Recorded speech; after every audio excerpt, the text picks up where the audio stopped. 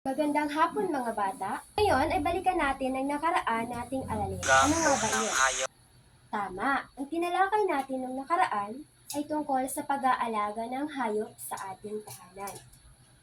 Mga bata, meron ako sa inyong awitin na ipapakinig. Maaari nyo naman itong sabayan. Opo. O mga bata, sabay-sabay tayo. Awitin natin ang bahay kubo. Bahay kubo, kahit aking halaman doon ay sari-sari.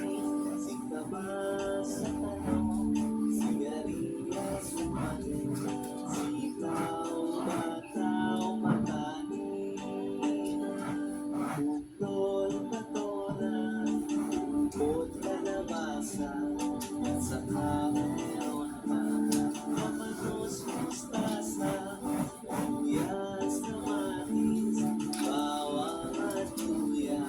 Sa paligid-ligid ay puno ng bigas. Mga bata, ano nga ang pamagat ng ating Bahay pinagpapahinga? kubo. Tama, mahusay. Anong meron sa bahay kubo? Halaman at gulay. Tama. Magbigay ng mga gulay o halaman na nabanggit sa Singkamas, talong, sigarilyas at mani. Kamatis. Kumakain ba kayo ng mga gulay at Opo. Wow, magaling! Dahil kumakain kayo ng mga gulay at prutas, kaya naman pala ang gagwapo at ang gaganda nyo, di ba?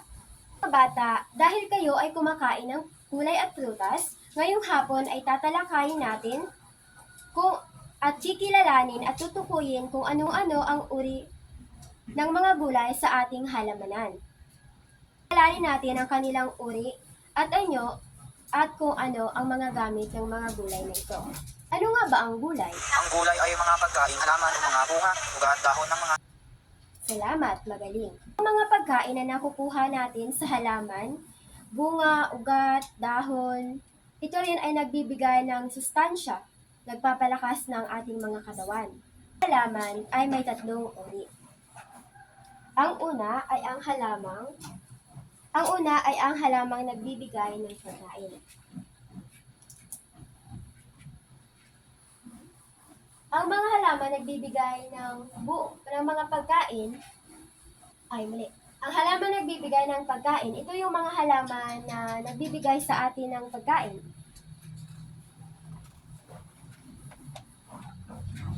Sige nga, tatanungin ko nga kayo, ano yung mga halaman na nagbibigay sa atin ng pagkain? kamote. Tama. Ano pa? Puno, kalabasa. Wow, ang galing. Lahat ng inyong sagot ay tama. Ngayon naman ay uuriin natin itong mga halamang binanggit nyo. Una ay ang mga madahon at tangkay ng gulay. Sige nga, ano ang mga halimbawa ng mga madahon at matangkay ng gulay? Tama. Katulad ito ay kangkong, lipolyo at malunggay. Ang pangalawa naman ay ang bunga at buto, katulad ng bayabas, langka, mani. Di ba yung mga yon is buto yung mga nakukuha din doon. Ang pangatlo naman ay bulaklak at usbong.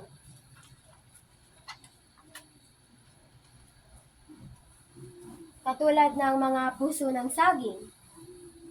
Ang bulaklak ng kalabasa, di ba? Ginugulay natin yon. Sunod naman ay ang aquatic at lamang ugat. Ano ang mga halimbawa na maaari niyo sa aking ibigay na mga aquatic o lamang ugat? Tama. Ito ay mga gabi, patatas, kamote, tapos labanos. Ang sunod naman ay ang baging. Plus, ano nga ulit ang Yung mga baging? halaman na gumagapang. Tama. Ang baging ay ang mga halaman na gumagapang. Ano sa tingin niyo yung mga halimbawa ng baging? Kumbaga yung mga gumagapang na gulayin. Wow. Opo, katulad sila ng kalabasa, upo, ampalaya. At ang sunod naman ay ang mga herbs o spices. Ito yung mga halaman na pwede nating gamitin na panggamot or kaya yung mga halaman na pampalasa, katulad na lamang ng bawang, sibuyas, luya, mga ganon. Sunod naman ay dumako na tayo sa pangalawang uri ng halaman. Ito naman ay ang halamang ornamental. Pag sinabi nating ornamental, ano yung naiisip Ang niyo? halamang ornamental ay mga tanim na ginagamit na palamuti sa mga tahanan, paaralan, hotel, restaurant, parke, at mga lansangan, gaya ng mga halamang bulak. Wow, galing. Siyempre, sila yung ginagamit na palamuti sa simbahan, sa tahanan, tapos sa plaza. Yung mga palamuti yun, pwede yung namumulaklak, tapos meron din namang hindi mabulaklak. Tapos, ang mga halimbawa nun, yellow bell, sampagita, ganun. Ang sunod naman, ang uri ng halaman naman pala ay ang halamang medicinal. Pag sinabing halamang medicinal, hango sa salitang medisina, yung medicina ba ito? So, ito yung mga halamang gamot. Katulad ng ampalaya. Yung ampalaya, siya sa diabetes, pampababa ng sugar. Tapos, yung bawang naman, pampababa siya ng cholesterol. Tapos, yung sambong naman, siya yung panggamot sa high blood. Yung mga halamang katulad ng dahon ng pandan, isinasama siya sa sinaing, tapos 'di ba nagiging pabango siya nagiging mabango yung sinaing natin pag sinasama natin 'yon. Intindihan niyo ba, mga bata? Opo.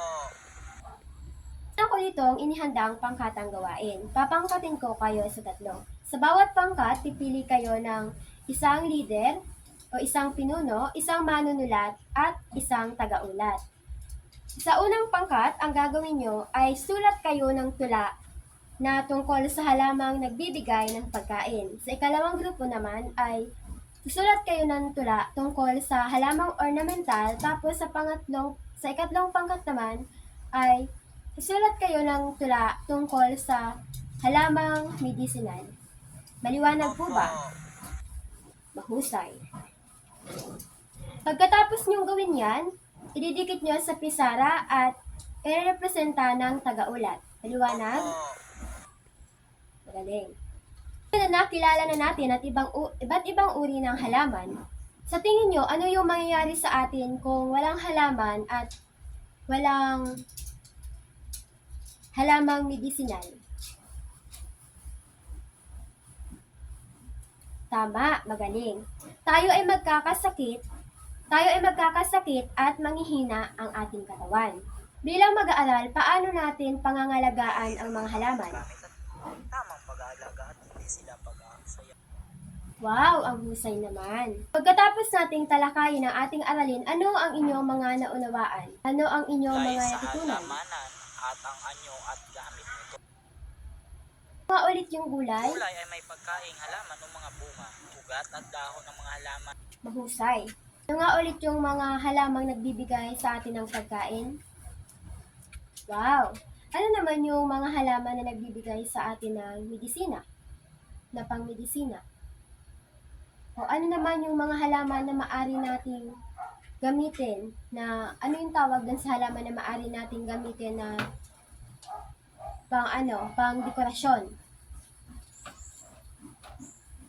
Magaling. Ngayon, kumuha kayo ng kalahating papel at bibigyan ko kayo ng pagsusulit. Makinig kayo sa aking babasahin. Tapos, may pagpipilian dito. Diba? Tutukuyin nyo kung anong uri ng halaman yung aking babasahin. Kung ito ba ay halamang nagbibigay ng pagkain, halamang ornamental, or yung halamang pang-medicinal. O handa na po ba? Magaling. Ang una ay ang kalabasa. Pangalawa, sampagita. Pangatlo, kangkong. Pang-apat, sambong. Pang-lima, ampalaya. Pang-anim, yellow bell. Pang-pito, Chinese bamboo. Pang-walo, bawang. Pang-siyam, luya. At ang last is pandan. Ang inyong takdang aralin ay mag-search kayo kung paano yung tamang pagtatanim ng gulay gamit yung mga empty container o yung mga mineral water na walang laman. Naintindihan ba mga bata? Sana ngayon ay may natutunan kayo sa akin. So ulit, ako si Miss Romilly Navarro, ang inyong aralin sa Edukasyong Pantahanan at Pangkabuhayan po.